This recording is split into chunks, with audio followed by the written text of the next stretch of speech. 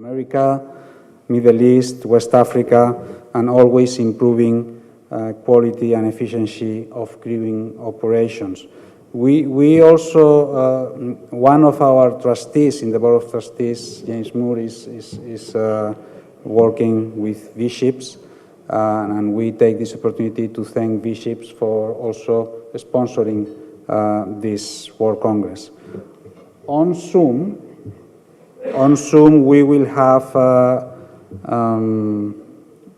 Maria Iris Banguilat, who is the president of Dole Seafront Crewing in Manila. She is an attorney specialized in environmental law with demonstrated experience in working in the maritime industry. And I think that for practical reasons, we will invite Iris to be the first to speak on Zoom, so we can move in front and we can hear you. So Iris, thank you for joining us, and you have the floor.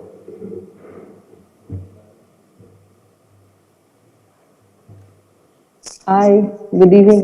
Good evening to us, and good morning to you in Glasgow. So I'm going to present a bit about what we went through in the last couple of years through COVID, and how the Philippine seafaring industry has had the welfare of the Filipino seafarers at foremost. So I'll go through it, and if you have questions, just feel free to interrupt me at any given time. So my name's Iris Bagilat. I'm the president of Dule Seafront Crewing Manila. I'm also the chairperson of ALMA Maritime Group, which is an association of manning agencies where collectively we deploy about 174,000 Filipino seafarers at a given time. So my talk is about the challenges of the maritime industry in enhancing the welfare of Filipino seafarers. So first, I'd like to thank Stella Maris for all the work that you have done in giving refuge to our Filipino seafarers while they face their tour of duty. And, you know, as always, when they are on board or when they go off on maybe some shore leave, the first thing that they really look for is the Stella Maris homes, the houses, the mission houses, as it is a sense of comfort for them that they have something familiar while they are out in another country. So I take this opportunity to thank all of you for your generosity, for your kindness, for your sense of mission in giving, you know, solace to our seafarers. So I'll walk you through the presentation. It's through the pandemic. I'll explain a bit.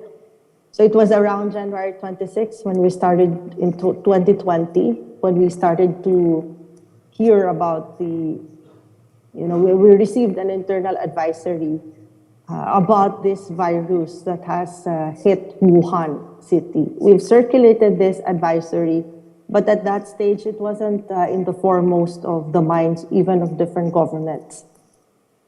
So we were in normal operations from January 26th.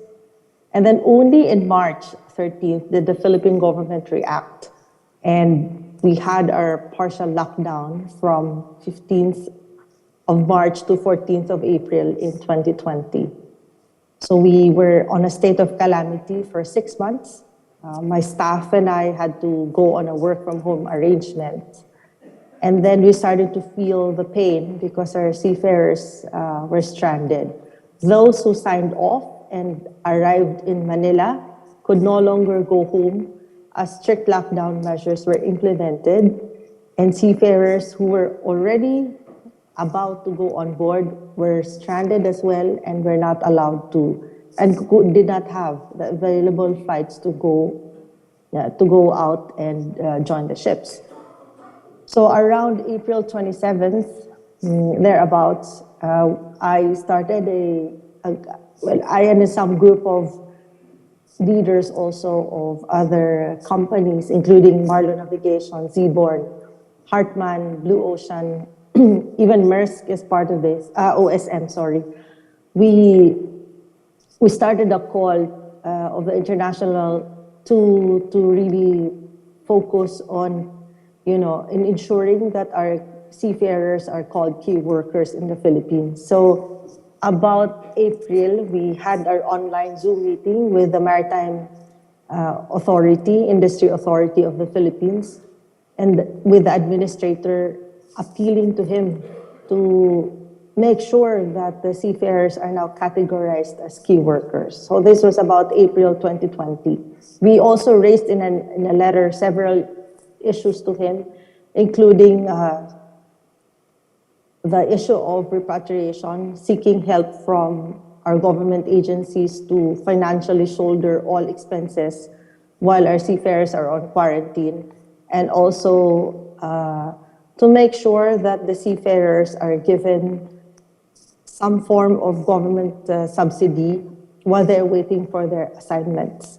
And then included of which is our appeal to start Mercy flights, meaning these are government-paid airline flights in the Philippines to start moving the stranded seafarers from Metro Manila and to other places and send them home.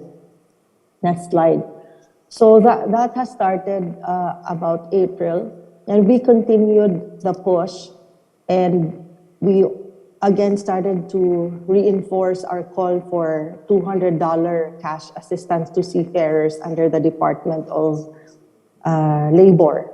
And fortunately, many shipowner associations supported this call and our appeal to government.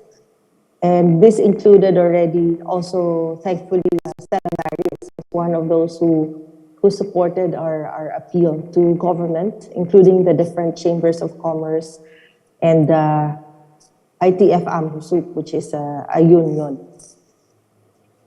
And then thereabouts, also in April, we started to put together about 50 manning agencies. It started as a Viber group chat. We called it Association of Licensed Manning Agencies, or the ALMA Maritime Group. At that time, we were just 50 companies with 150,000 Filipino seafarers on board. We formed ourselves a group because we were really very lost, and we had no clue what to do around that time. And then about 11, we have always been going to media, to government, on a full-on campaign. Aside from running our own independent companies and taking care of our own operations, we felt the need to really bond together as a group and collectively push forward the needs of the industry, because only together, not just the manning agencies, but also the unions plus the welfare societies for seafarers, did we have any chance of being heard in taking care of our seafarers. Then we also sought for, at that time, we also had issues where the COVID testing of returning seafarers were not being paid for by government, and their quarantine were not being paid for as well. So that we collectively pushed for. This was around May. And then thankfully around May 12th of 2020, sorry, that is a typo, the Philippine government declared the seafarers as key workers. Next slide. So still in May, we continued the push, the lobby. We ensured that we have unhampered transit of seafarers across areas under community quarantine. We also sought for the embassies to cater for online visas. And we have started the push to remove passenger caps in our airports, in our airlines entering into the Philippines, because that has become really problematic for crew on board who were already experiencing lengthened contracts because they could not disembark. So their fatigue and exhaustion was really felt all across the fleet. Then internally in Dule, around that time as well, we started the Break the Silence campaign, which is a mental health helpline to address the mental issues of our crew on board. We started as well our engagement to the seafarers and shore-based members. So even while we are in the middle of lockdown, we have a venue by which we tell their stories to demonstrate their individual, that the seafarers of Dule are not just numbers, but they're human beings, they are body and soul, and that it is where we amplify their hopes, their dreams, their struggles, their challenges, their victories, written by their crew and about their families as well. So we call it the We Are Seafront campaign. And we had quite a bit of attraction there. We had a lot of stories shared also by our seafarers in that venue. Around the same time, thankfully with the association, we have started to be involved in the one-stop shop for the management of returning seafarer Filipinos, so that government has someone in the maritime sector in seafaring that actually tells them how a certain policy would impact our industry. And at the same time also in Dule, we started our Project Anchor, where we ask children of our employees to give, to draw, make cards also to console the COVID-19 patients who were stuck in hospitals in May of 2020. Remember, that was, I think, the Alpha variant, which is a bit more strong and more, it was more risky. So we had our own little thing where we pass on hope to those who are in hospitals. And then, next slide. Then the company, the PD, the Dule Group, we thought that probably there is really no way around the limits of flights coming in and out of the Philippines. So we had our project in the company to charter flights from Hamburg to Manila, then Manila to Hamburg. The first one was about June 12th. So we managed to bring about 230 Filipino crew, not just our own crew, but also crew of other ship owners. And we had our first repatriation, also our first time that we were able to, in the Philippines, to expatriate joiners through chartered flight. So we were covered a bit by media, TV and print, because it was important, we feel, that the public and government would understand the difficulties being faced by this particular sector, which is normally unheard of and quietly just in the corner. So we felt that it is important to raise awareness.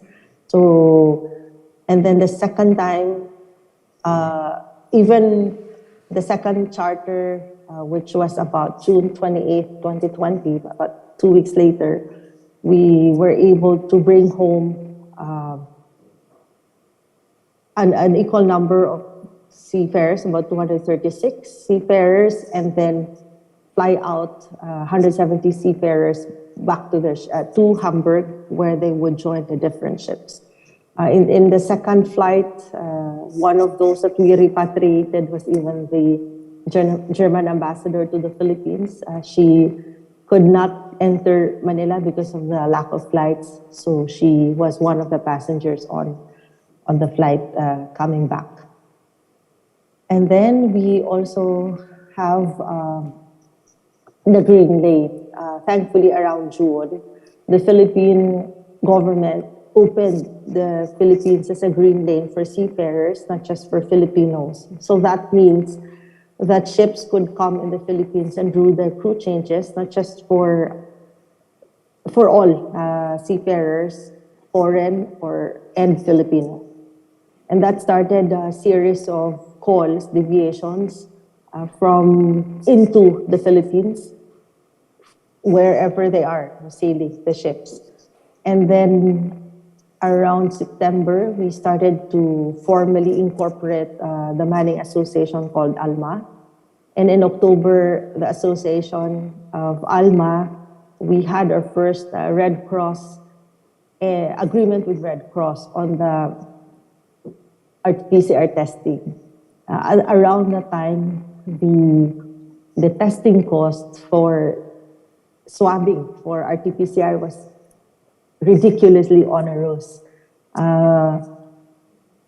For us to get results within 24 hours or 12 hours in order to match also the joining of the crew, we had to spend about $300 to $400 per test. So the agreement with Red Cross was very much welcomed by the industry. And then around October, we also started, myself, as Dule, personally, as part of the core group to launch the testing and quarantine facilities of IMEC and ITF. If you notice, during the pandemic and starting around March, I've started to wear different hats. And sometimes it's ALMA, sometimes it's Dule, sometimes it's IMEC, and all really just to push for the welfare of the Filipino seafarers who were stuck on board, who were able to get home, and who needed to, and for those who are home and needed to sail because they have no jobs and are unable to feed their families. So we started the IMEC ITF launch testing and quarantine facilities. I was part of that core group. And in that core group, we managed to have approvals by the maritime port, the MPA of Singapore, to accept the quarantine facility that we set up here in Manila, to approve our protocols and accept these joiners into Singapore. That was a huge deal because only Singapore was the available country to undertake crew changes around that time. And it was very difficult to go through the protocols of Singapore. For how government of Singapore give accreditation to this facility was really a huge breakthrough for all of us in the Philippines. And of course for the world because of the global shipping was involved as well. And then around January 6, 2021, the Alma Maritime Group we had our first oath taking as officers of the association.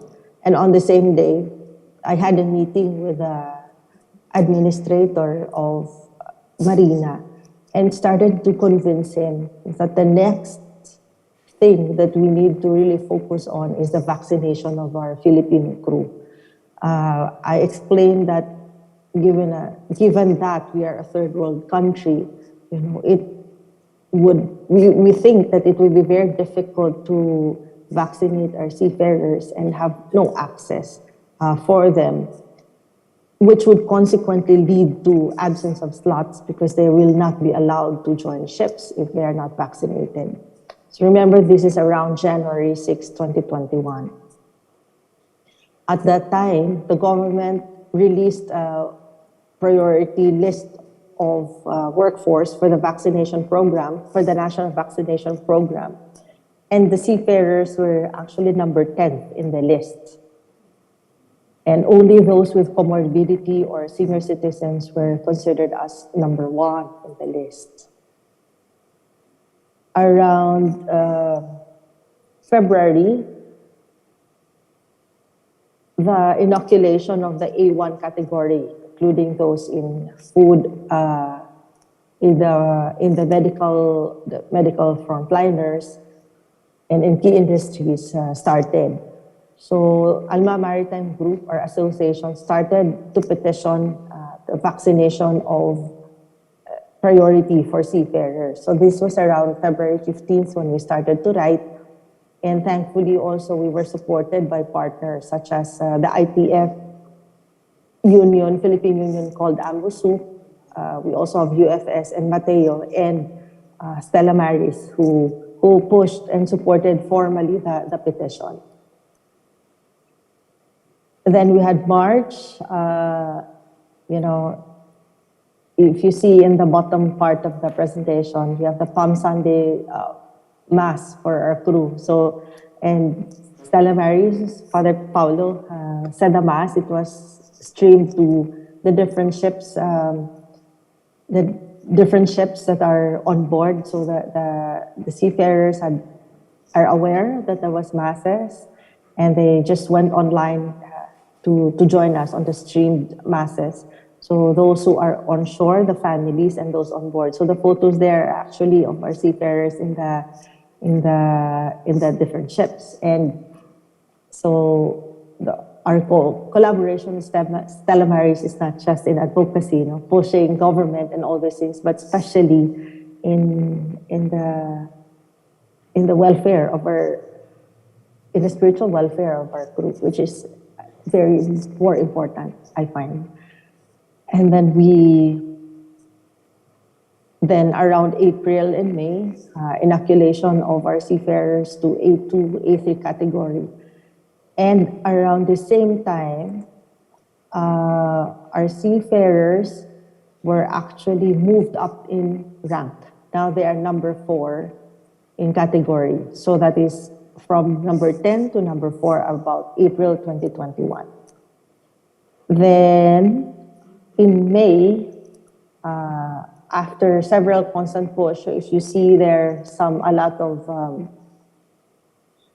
Zoom, these are actually Zoom online meetings or online DGTV presentation before government or before different social media and mainstream media, just to rally the fact that we needed to vaccinate our Filipino seafarers. So successfully around May, the Filipino seafarers now were moved up to number 1, A1 category, and specifically for those that would be deployed in the next 3 months. It took a bit of time. So if you notice, we started the conversation with Marina in January, and we gained foothold in May. Then in June, Marina rolled out its Marina Vaccination Technical Working Group. So there were a lot of places where the vaccination program started to roll out specifically for seafarers. So these are in AMUSUP, ITF AMUSUP places in Manila. We also have collaborations with the different city governments in Manila, Makati, Las Piñas, and Taguig. In these inoculation programs, the seafarers were the target stakeholder. And then in June, while the vaccination program has been ongoing, we again, lobbied the urgency of increasing the inbound flights or the capacity for Filipino seafarers, because it's been over a year since the pandemic, and a lot of our seafarers were still stuck at sea because they could not come home due to the fact that Philippines would only allow about 400 seafarers coming home at every single day. And the biggest safety issue then was fatigue, because we could not replace our crew. So we had, in July, we again had so much campaign wherever. So in that photo, while there was an event going on in Marina, I approached the administrator and the senators who were present to convince them to push for more inbound flight capacity for the Filipino crew. Around August 2021, so that's 8 months way into the campaign, we already started to report 100% vaccinated crew deployment, which already is an indication of the width that has happened. Then in the next slide is September. It's still an emphasis on increasing really the inbound flight capacity for the Filipino seafarers. So I was in the different TV shows, radio program, whoever will accept me, I just took it on because I needed people to understand, not just government, that it is already a safety issue for our seafarer to be allowed to come home.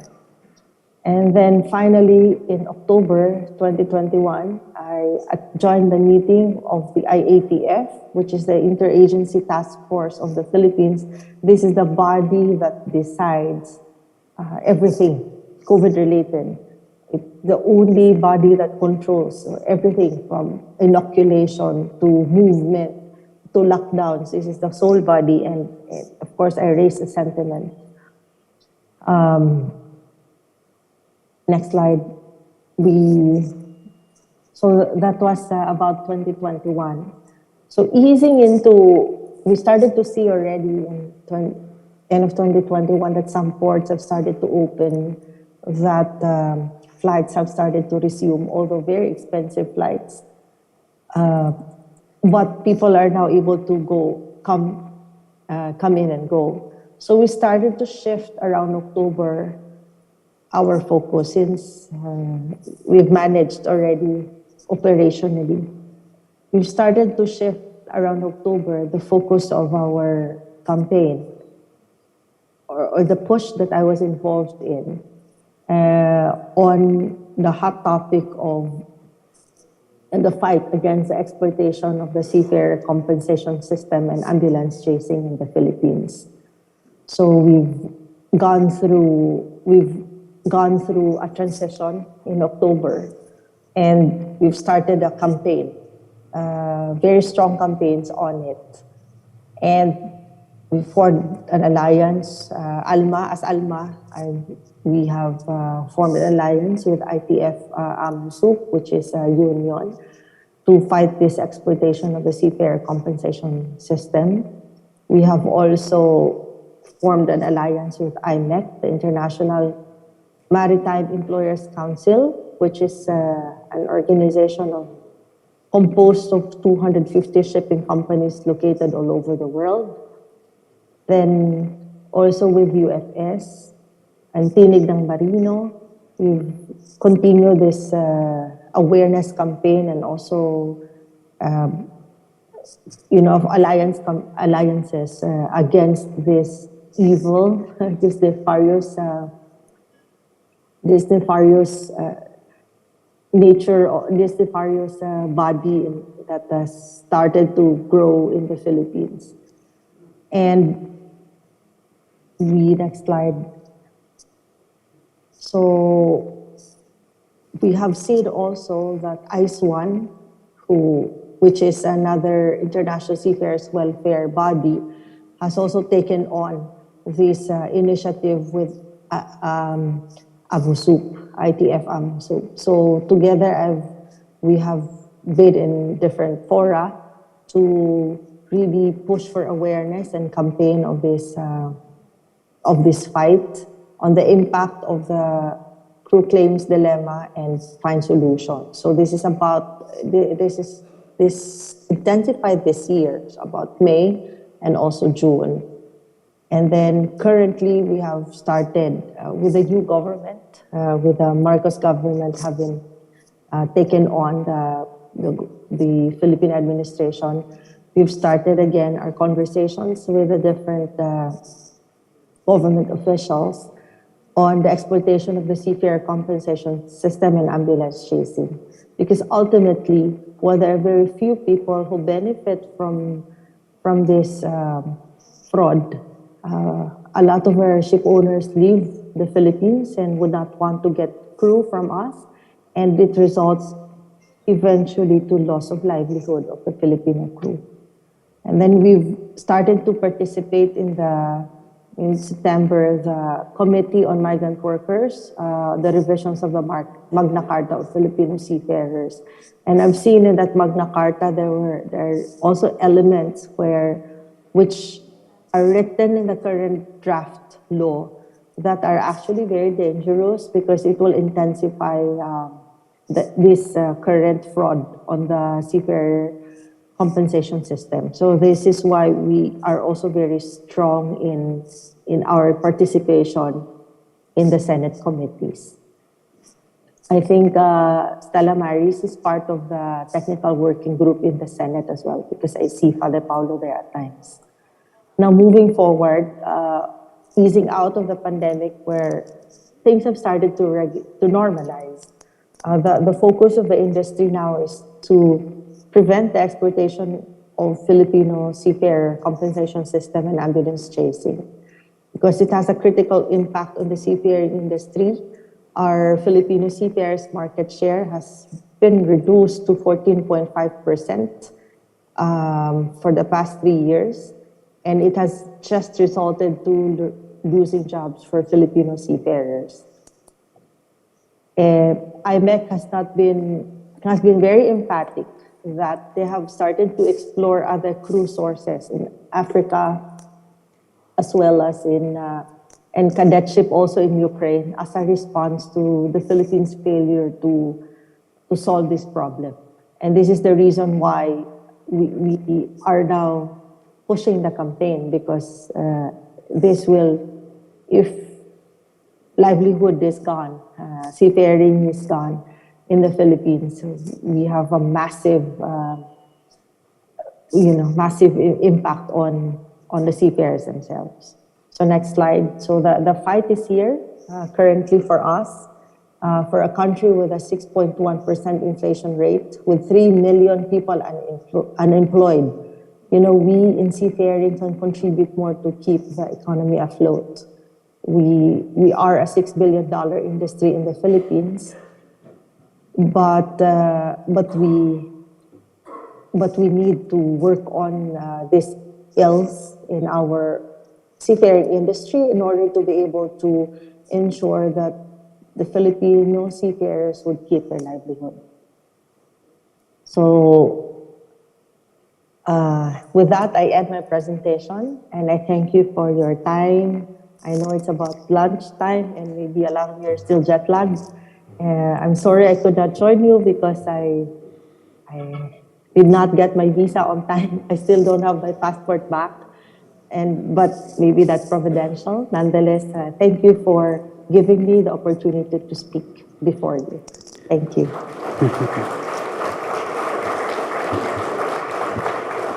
Thank you, Iris. I know that it's late evening for you, so thank you to you for being there and presenting a significant number of different measures and actions that have allowed the seafarers to continue crewing our ships.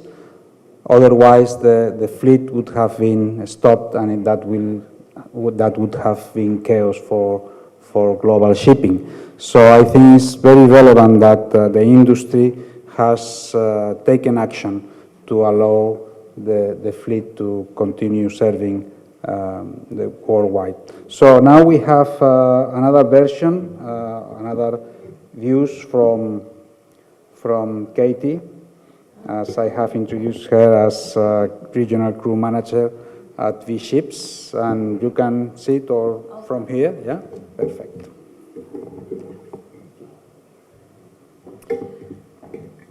I was going to say good morning, but it's good afternoon now.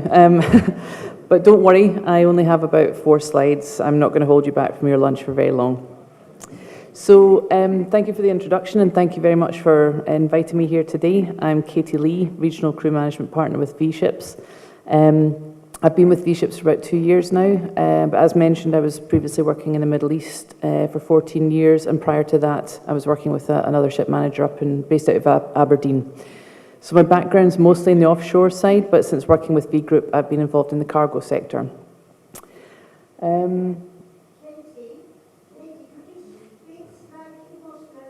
Yeah, sure, no problem. Okay, I will do that. So yes, I've been in crew management for a long time. I actually love working in crewing. It can be very stressful at times, of course, but because it involves building relationships and it involves solving problems for people. So those are two things that I really enjoy. Next slide, please. Just a brief introduction to V Group. We are a leading ship management and marine services company. We look after over 44,000 seafarers. We have about 133 different nationalities. That pool size actually is equivalent to about a quarter of the global seafaring workforce. So we do look after a lot of crew. We operate out of 60 offices across 30 different countries, so quite a large global footprint. I've included our values on this slide, just because I think some of them relate well to the seafarer welfare. The top one being that we care. You know, we care about our colleagues, we care about our customers, our company, but we also care about doing a good job, about safety and about the environment. And also about upholding the highest ethical standards in everything that we do. So seafarer welfare is always a big focus for us as an organisation. Next slide, please. Sorry, can you skip this one?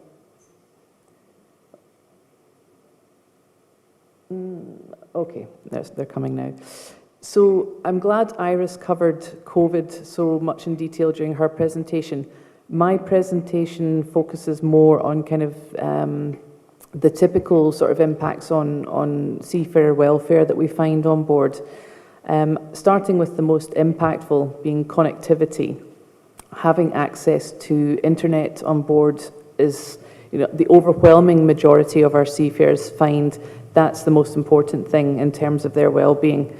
And it's not just internet access, it has to be reliable access, it has to be readily available, because if our seafarers are trying to make a call home and the connection is unstable, or worse, if they have to pay for internet access, you know, these cause a lot of stress and frustration and essentially cancel out any positive impact of having internet in the first place. I know there was always some concern that having Wi-Fi access on board would have a negative impact on some of the other forms of social interaction on board. I think largely that was maybe the older generation of seafarers that felt that way. I think now we all recognise that it's quite commonplace for when we finish work, we want to relax, we want to connect with family, you know, we want to maybe just have a scroll through a news feed, check what's happening on social media. And there's other ways that we can use internet access to drive engagement. We can use it for online gaming or having challenges between different vessels on board. I've found it useful for being able to contact seafarers directly.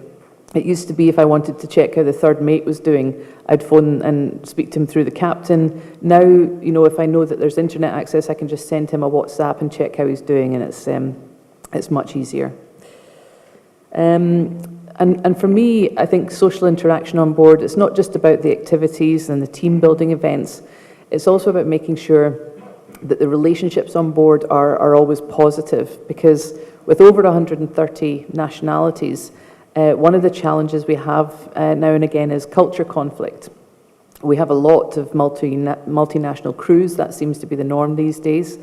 And, you know, each crew member comes with his own personal culture, his own national culture, and his own professional culture. So sometimes, you know, they don't blend that well together without some training and helping raise awareness of different communication styles and different cultural norms. Especially when we consider how much we try to encourage greater diversity on board the boats. You know, that's going to be something that we have to make sure that everybody on board feels comfortable being who they are. They feel valued, respected, and safe from any discrimination or any form of harm. I've included job satisfaction here. You know, this impacts on sense of well-being. We want crew to find their jobs rewarding and enjoyable, We want them to have a sense of job security as well, that's very important, and have visibility on their career paths going forward. We also want to make sure that they have a manageable workload, looking at process efficiency to try and eliminate any non-value work or try and cut down on some paperwork for them, just to try and make the job slightly easier. We also try and identify where technology can assist and providing them with applications and tools to do their jobs. So this is why training is so critical, training in the sense of enhancing normal job skills, but also upskilling our crew to keep up to date with technology and environmental trends. I've got a bullet point here for mental and physical well-being. Obviously that covers quite a lot.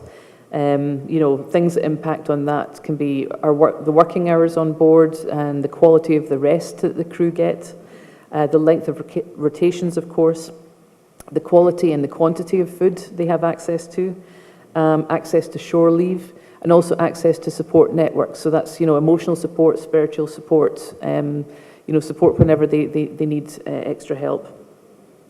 Language and cultural barriers I mentioned before as well. If we have one sole nationality on board the vessel, that can be quite isolating for them, especially during off time when crew might, revert to their national language instead of the working language of English. Also, we mentioned about internet access being a good thing, but if there's pressures from home, that's where regular news from home can actually impact negatively, especially if there's financial anxiety being felt, which can be the case if we have seafarers who are maybe supporting an extended family back home. Iris covered the COVID crisis really well in her presentation, which was great. The other issue, of course, that's not mentioned here are these global events that impact on seafarer welfare. So COVID was certainly one, and now, of course, we've got Russia-Ukraine conflict as well. So just as we were, getting our rotations stabilised, crew were moving freely again, now we are facing crew shortages once again due to, martial law and sanctions. Next slide, please. So this next slide is just talking about what we're doing at V Group to try and address or try and help with well-being on board. Obviously, we're trying to make sure that there's internet access available free of charge on as many vessels as possible. And not just connecting through that, we provide a seafarer app as well, which helps us to connect with the seafarers both when they're on board and on shore. It lets them update their availability, they can check their next assignment, they can complete online training, they can view their pay slips. So it's just a way of them staying connected with the company. We run various different engagement initiatives with the vessels, and it could be just with a view, like some of the initiatives might be just to improve recreational facilities on board. Things like sports and gym equipment, karaoke machines, they are hugely popular on board the vessels. And then other things like just making sure we've got quality catering on board, and the budget covers things like social occasions and festive celebrations, and then providing mental health support through our employee assistance program or through our collaboration with Stella Maris and other organizations where we can get a personal touch on board the vessels. It's not just done through apps. We can use your huge network to provide assistance to the crew while they're in ports. So a lot of training goes on as well to raise awareness of mental health on board, so that crew recognize symptoms, they know how to report it, they know what to do. It's the same about cultural awareness.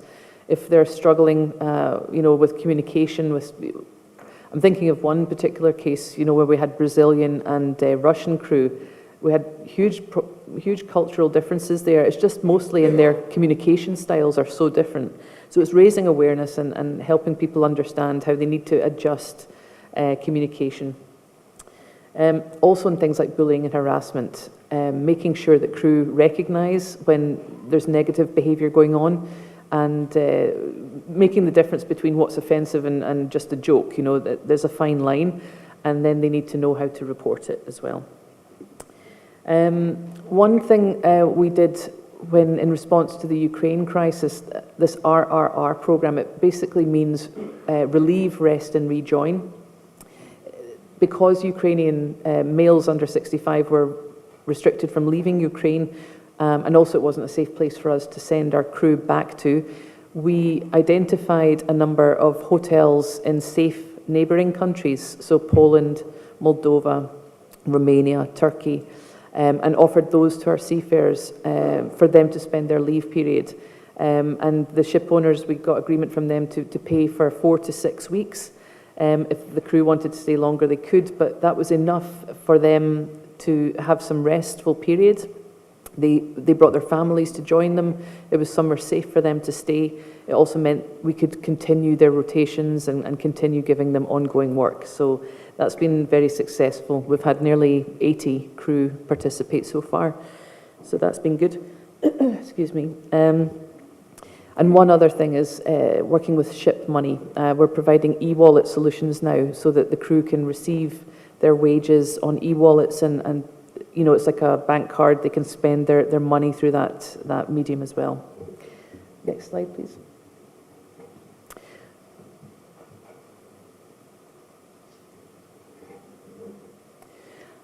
So yeah, as I mentioned, you know, our collaboration with Stella Maris is very important. Our Chief Commercial Officer, James Muir, he's now on the Board of Trustees. You know, we're very proud to be, you know, partnering with such a large organisation, such a trusted and well-respected name among all our seafarers. I see the value going forward, not only in helping us provide counselling to our crew, but also, you know, helping us to design our welfare strategies. You know, you receive so much more input and maybe contact with the seafarers, so that's great feedback for us to receive. Yeah, I'm just thinking, because also, you know, we had one case recently, one of our chief engineers unfortunately passed away on board the vessel, and the vessel was 17 days away from port. I'm not sure how close she is now, but that's got to have quite a significant impact on the crew. So it's that sort of spiritual support and emotional support that becomes very critical in those situations. And that concludes my presentation. Thank you very much.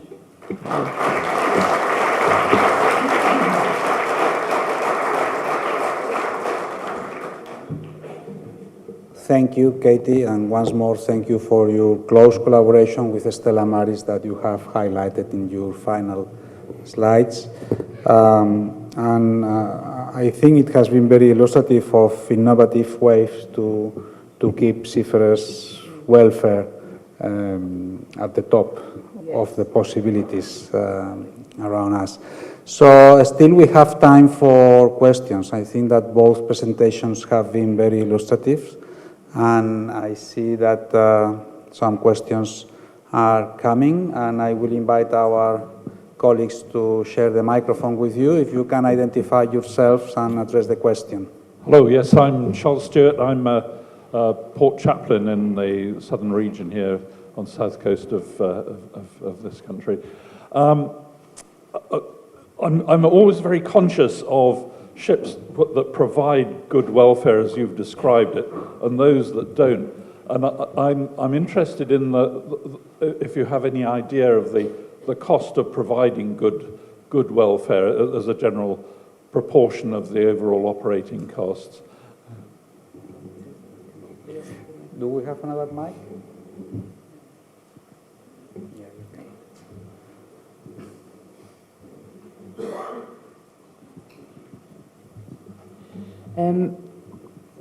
Yes. Can you hear me okay? Yeah? Yes. It's a good question, quite a broad question, because it does encapsulate quite a lot of different activities.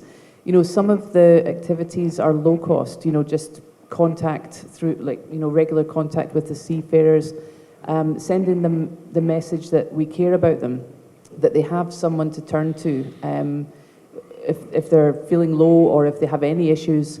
One of the other important values we have at V Group is we commit and deliver. And I think that's really important, that it builds trust with the seafarers. They know if they come to us with something, then we will follow through on what we promise to them. But then there's all the other costs like training, and then providing internet access. Those are other costs that most of our ship owners are happy to take.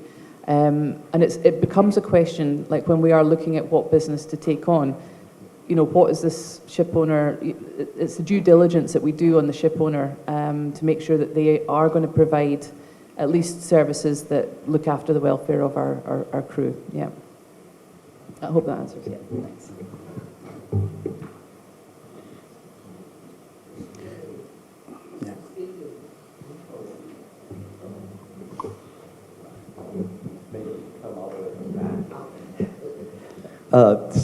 Father Sinclair Ube, Diocese of Beaumont, Stella Maris Diocesan Director.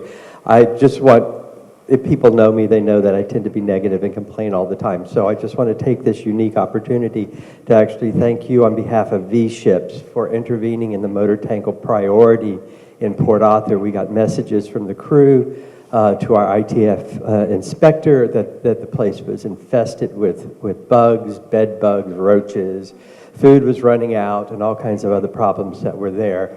And between the Port State Control from our local MSU facility, even the Liberian ships registry showed up to inspect the ships.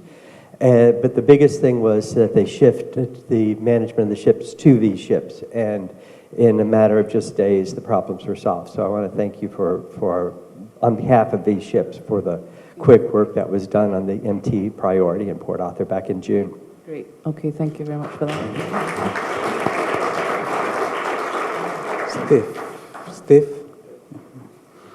I would just like to say, actually, just in follow-up to that, it's been great for Stella Maris. It's not only just been spiritual and emotional support for the seafarers that we've received, also practical support, helping when we've had crew delayed on board through visa issues.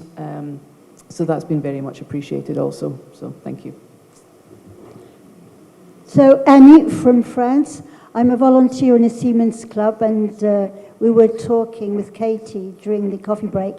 It may come up at some other time, but we were saying how important it was for chaplains or women in seafarer centres, but women chaplains are important because there are more and more women in the industry. So sometimes a woman may feel more comfortable speaking to another woman. Yeah, that's very true. Yes, and You have in the slide there was a reference to diversity, but Exactly. You have not referred to that. I touched on it very, very briefly. Yes, and it's something that we are trying to encourage is bringing more women into the seafaring workforce. And it's absolutely looking at how do we make a career at sea attractive for women, and it comes down to our employment policies, facilities on board, and support networks. So it's very, very critical to get all of those things right, and having more female representation across these types of groups would also be a great reassurance. I think it's not an easy environment for women. So yeah, for sure, that would be good. So diversity at shore, from the shore side, Yes, as mentioned, Exactly, is also yeah. an addition to that. Steve? Thank you, Katie. I'm Yixian Qiu from Taiwan Fishery Agency. And my agency is also work in improve the connect between migrant fisher and the offshore and connect with their family. But in Taiwan, my agency is encourage the fishing vessel owner to set satellite Wi-Fi on board. But exactly the fare is very expensive. In my country, for my experience, we contact with Imaset or Iridium company, because Taiwan we have no satellite in the sky. So we have to cooperate with Inmarsat satellite company. For my experience in Taiwan, we have to pay, the fishing vessel owner, they have to pay about 2,000 United States dollars for each month. So I think if the satellite connected fare could lower down the price, I think the promote will more popular and easily for globally and for seafarer and fisher when they sailing and the operation at the sea. Thank you. Yeah, absolutely. I fully agree. Thank you. Yeah, this is very relevant. Yes, Yes. coming myself from satellite communication sector, I fully agree with the importance of providing satellite communications to fishers and seafaring on board. Of course, the facilities on big ships are easier to accommodate because the technology required for that on small fishing ships, sometimes there is no enough space, but equipments are improved day after day, and technology allows for smaller equipments to be installed on board all type of ships. So this should be the future. Yes, exactly. That's what we hope, is that technology advances so that this type of equipment becomes readily available and low cost, and everybody can benefit from it, no matter the size of vessel. Yeah. Yeah. We have time for more questions on that side.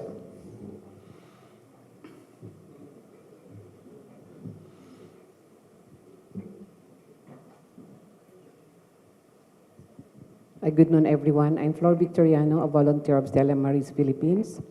My concern is not, this is not really a question, but I would like to raise a case. This is one of the challenges that our Filipino seafarers are facing within Asian ports. According to them, it has been the practice of extortion among inspectors, for ship inspectors. According to them, the inspectors would make a big deal on seeing a single bug on the ship, and we are requiring the officers to make a compromise. Otherwise, they would slap charges of $2,000 or more. So the officers are forced to compromise. But they said this is only happening in third world ports, third world countries. So I don't know if this holds true with other seafarers all over the world, but this is really a very, very normal thing in the third world countries' ports.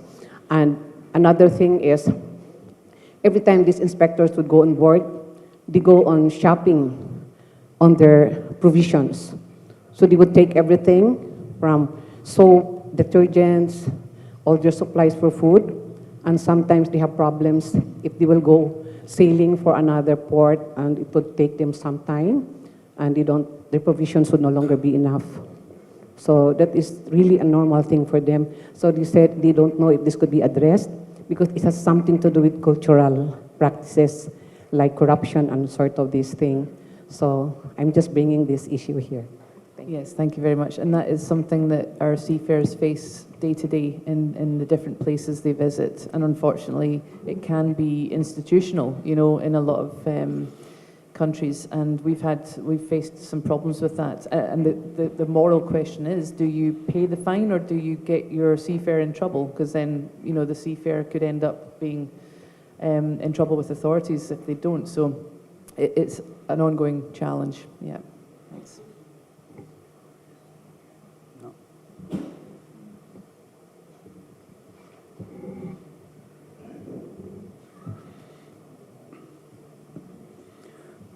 I think this will be the last question, Father.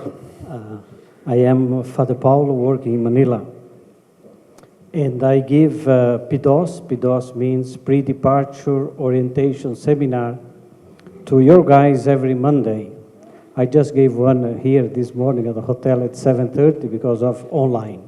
But that's not my point. My point is this: looking into well-being, looking to wellness.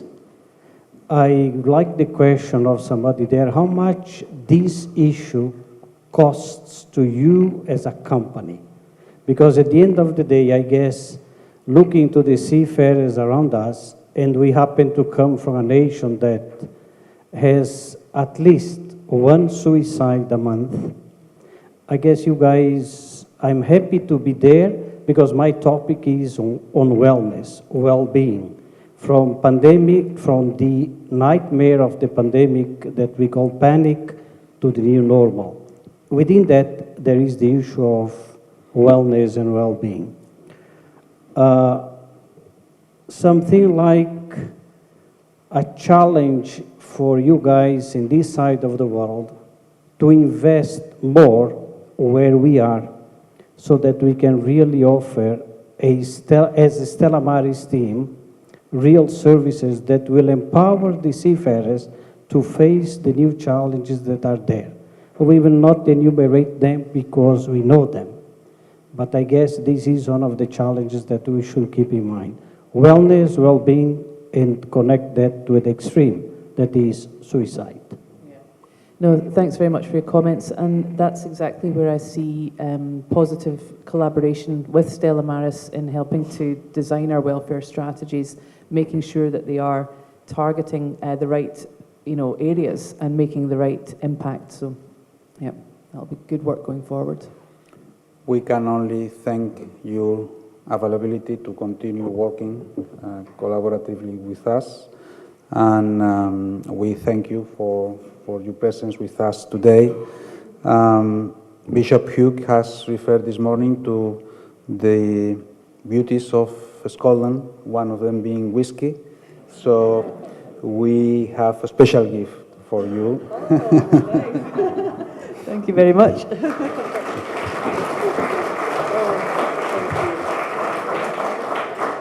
You see what is written? So many whiskey, so little time.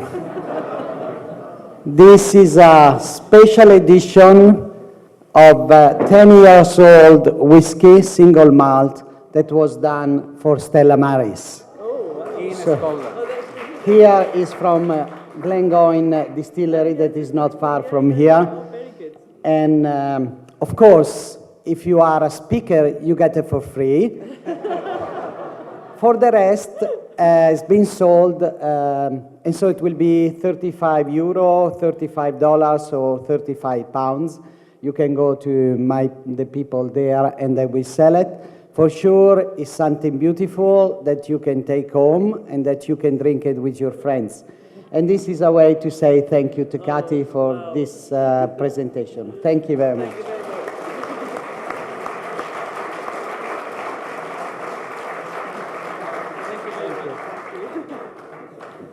Thank you very much. Thank you. Thanks. If they move on the other Yeah. side. Good. Yeah. So before we break for lunch, and thanks to today's media availability, I have received a Twitter from Vatican Dicastery of promoting human development, reminding us that on this same day, 2013, shipwreck off the coast of Lampedusa, Italy, took 368 lives.